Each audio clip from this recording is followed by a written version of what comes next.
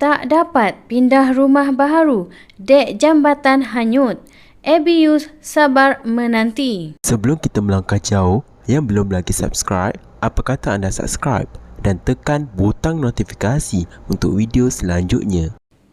Saya belum terima kunci rumah yang dibina di bawah projek inisiatif Rumah Kasih Keluarga Malaysia bernilai RM56,000 itu.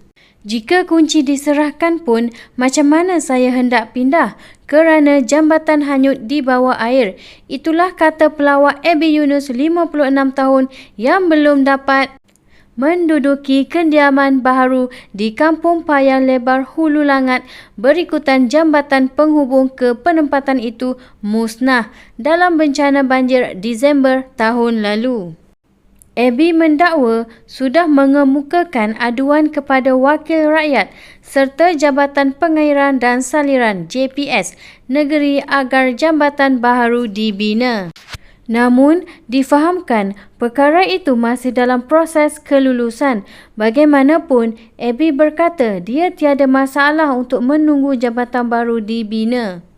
Saya tiada masalah biarpun kerja pembinaan jambatan mengambil sedikit masa. Kami faham modal untuk membina jambatan bukanlah kecil. Lagipun JPS perlu memikirkan pelbagai perkara lain. Disebabkan keadaan itu, ada penduduk terpaksa berpindah keluar.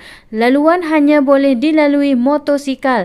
Ada satu lagi laluan alternatif yang agak jauh namun masih dalam pembinaan, jelasnya. Abby berkata, penduduk di kawasan penempatan terbabit kini terpaksa menggunakan laluan alternatif yang hanya boleh dilalui motosikal.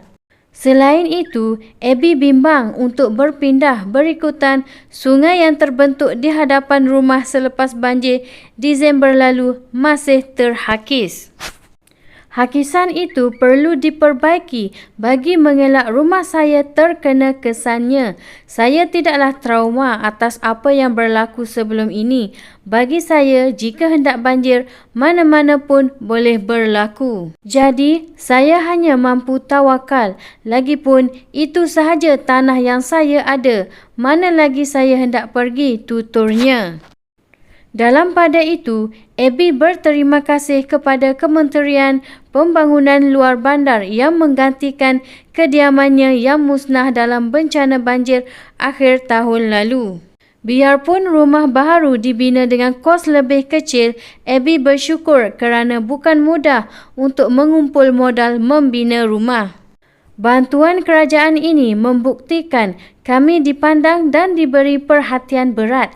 Bagi saya, berapapun nilai rumah itu, saya tetap bersyukur asalkan ada tempat berteduh. Hendak harapkan saya kumpul semula wang dan bina rumah dengan modal dahulu mungkin sukar dan ambil masa, katanya.